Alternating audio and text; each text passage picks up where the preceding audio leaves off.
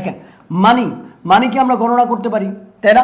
আপনারা বলেন 2 টাকা, 5 টাকা, $3, $4, 3 রুপি, 4 রুপি, এরকম করে মানিকে গণনা করা যায়। কিন্তু মানিকে আমরা আনকাউন্টেবল কেন বলি?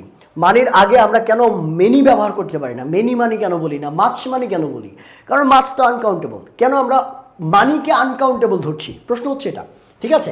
আর একটা প্রশ্ন আসে যে স্যার ডলার, এই ডলারের সাথে এস যুক্ত করা যায়, যেমন $50, $50 হতে পারে, 50 রুপিস হতে পারে, কিন্তু স্যার 50 টাকাস কেন বলি না আমরা? লেজিট কোয়েশ্চেন না? 50 টাকাস আমরা কেন বলি না? Legit question. এই ধরনের জিনিসগুলো কিন্তু আপনার পরীক্ষায় আসে। আপনি দেখবেন বিভিন্ন অ্যাডমিশন টেস্ট অথবা চাকরির পরীক্ষাতে বিসিএস এই পিকুলিয়ার জিনিসগুলো চলে আসে। সো আপনার বেসিক ফান্ডামেন্টাল জায়গাটা সম্পর্কে ক্লিয়ার ধারণা থাকতে হবে। এরপর এরকম বিপত্তিকর যে জিনিসগুলো আপনার বেঁধে যাওয়ার মতো সম্ভাবনা আছে সেগুলো ক্লিয়ার করতে হবে। সো প্রথমে মানির কনসেপ্টটা বুঝি, ভালো করে বোঝেন। মানির অর্থটা আমরা ভুল জানি। মানির অর্থ কি জানি? ভুল জানি। আমরা যদি একটু চিন্তা করে দেখি, মানি মানে কিন্তু টাকা না। আমরা জানি কি মানি মানে কি? টাকা। আমি যদি এখনই আপনাকে জিজ্ঞেস করি যে মানির অর্থ কি, আপনি বলবেন যে স্যার টাকা, কিন্তু মানি অর্থ কিন্তু টাকা না। মানি অর্থ হচ্ছে অর্থ, অর্থ বা সম্পদ। অর্থ কি? অথবা সম্পদ বলতে পারি, সম্পদ বলতে পারি। তো অর্থ কিংবা সম্পদ কি বলে ভালো করে বোঝেন। টাকা এবং অর্থ দুইটা কিন্তু আলাদা জিনিস। টাকা এবং অর্থ দুইটা আলাদা জিনিস। আমি একটু পরে বোঝাচ্ছি, দেখেন ভালো করে বোঝেন। তাহলে মানি মানে কি? অর্থ কিংবা সম্পদ। মানি মানে টাকা বলা যাবে না। কিন্তু টাকা কি তাহলে? টাকা হচ্ছে একটা কারেন্সি মাত্র। টাকা কি? একটা দেশের কারেন্সি। কারেন্সি বোঝেন? কারেন্সি মানে হচ্ছে মুদ্রা। আমাদের দেশের মুদ্রাকে আমরা বলি টাকা, তাই না? মুদ্রা। তাহলে এখন এই দুইটার মধ্যে কি পার্থক্য ভালো করে বুঝবেন। এই টাকা এক প্রকার মানি, এক প্রকার অর্থ। আমাদের দেশে যে মুদ্রা আছে এটা এক প্রকার অর্থ। কিন্তু আপনি যদি অর্থের কথা চিন্তা করেন কিংবা মানির কথা চিন্তা করেন, মানি মানে অর্থ। অর্থ যে কোনো প্রকার হতে পারে। আপনার সম্মান আপনার একটা অর্থ হতে পারে, আপনার জমি আপনার একটা অর্থ হতে পারে, আপনার সোনার একটা গহনা আছে এটা একটা অর্থ হতে পারে, আপনার ব্যাংকে একটা ব্যালেন্স আছে এটা একটা অর্থ হতে পারে, কিংবা আপনার একটা জমি কেনা আছে সেটা একটা অর্থ হতে পারে। তার মানে অর্থ বা সম্পদ এইগুলোকে গণনা করা যায় না। আমরা বলি না 1টা 2টা 3টা, ঠিক আছে, সোনার গহনা আছে। আমরা বলি 1 ভরি 2 ভরি 3 ভরি সোনার গহনা আছে। আমরা বলি আমার 1% জমি আছে, 5 কাঠা জমি আছে, এরকম বলি। তার মানে অর্থগুলোকে গণনা করা যায় না। অর্থকে কি করা হয়? পরিমাপ করা হয়। 2 কাঠা 4 কাঠা 5 কাঠা। তারপরে আমরা বলি হচ্ছে যে কি বলি? সম্পদ। যেমন আমরা বলতে পারি যে 1 ভরি 2 ভরি 3 ভরি। তারপরে ডায়মন্ডের ক্ষেত্রে বলি 1 ক্যারেট 2 ক্যারেট 3 ক্যারেট, এরকম করে। তাহলে অর্থকে কি করা যায় না? গণনা করা যায় না। আর এই জন্যই মানিকে বলা হয় আনকাউন্টেবল। কারণ কি? মানি অর্থ কিন্তু টাকা না। ঠিক বল, মানি অর্থ কিন্তু টাকা না। মানি অর্থ মানে হচ্ছে অর্থ বা সম্পদ। তো অর্থ বা সম্পদকে আপনি গণনা করতে পারবেন না, এই কারণেই মানি হচ্ছে আনকাউন্টেবল। তাহলে প্রশ্ন আসে, স্যার তাহলে টাকাটা কি? টাকা কি অর্থ না?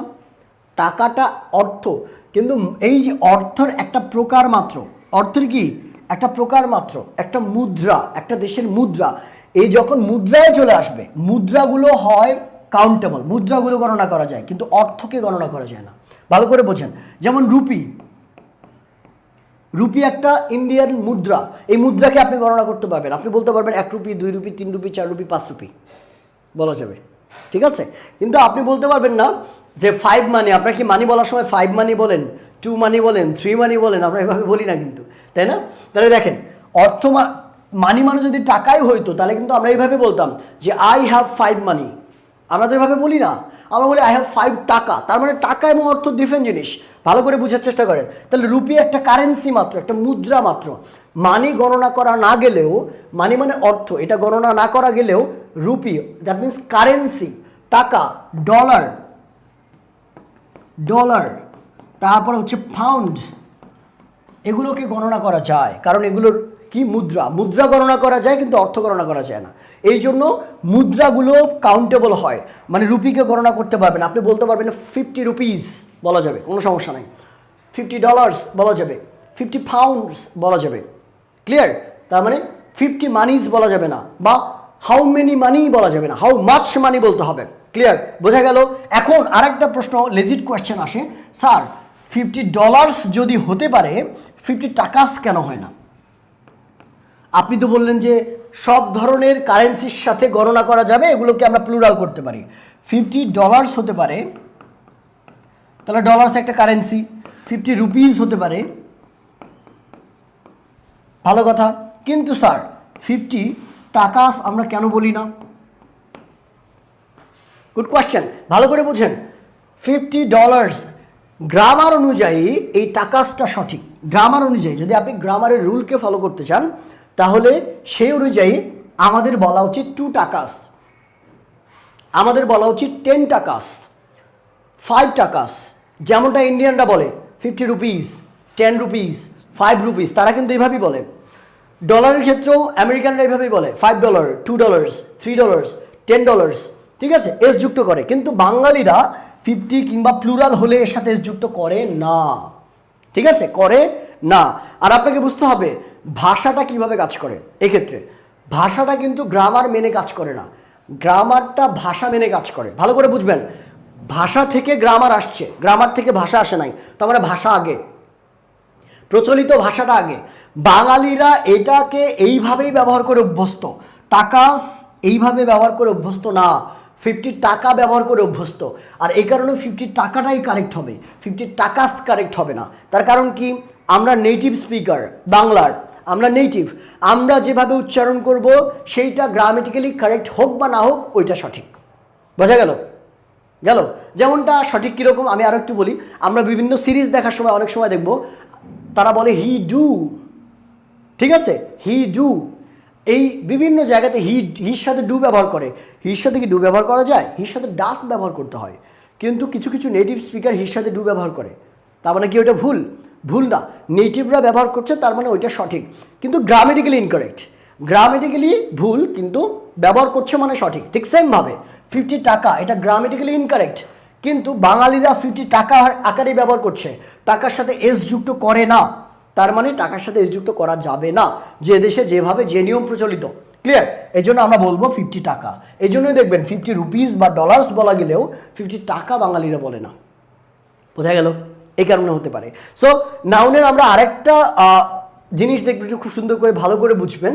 আরেকটা নাউন রয়েছে আমাদের, যেটাকে আমরা বলি কম্পাউন্ড নাউন। কি বলা হয়? Compound noun. ঠিক আছে, ভালো করে বোঝেন এই কম্পাউন্ড নাউন কাকে বলে। কম্পাউন্ড নাউন মানে হচ্ছে যে অনেকগুলো নাউন মিলে যখন একটা নাউনের মতো আচরণ করে। সেম, খুব ইজি একটা জিনিস, ঠিক আছে। যেমন আমরা বলি না, আমরা নর্মালি বলতে পারি কি, যেমন আমরা বলি ফাদার ইন ল, তাই না? Father in law. আমাকে বলেন তো ফাদার, অনেকগুলো শব্দ মিলে একটা নাউনের মতো আচরণ করছে। ইন ল, 3টা শব্দ একটা নাউন হয়েছে। তাহলে কম্পাউন্ড নাউন কাকে বলে? যখন অনেকগুলো নাউন মিলে একটা, অনেকগুলো শব্দ মিলে একটা নাউন গঠন করবে। তারপর আমরা বলি ব্রাদার ইন ল,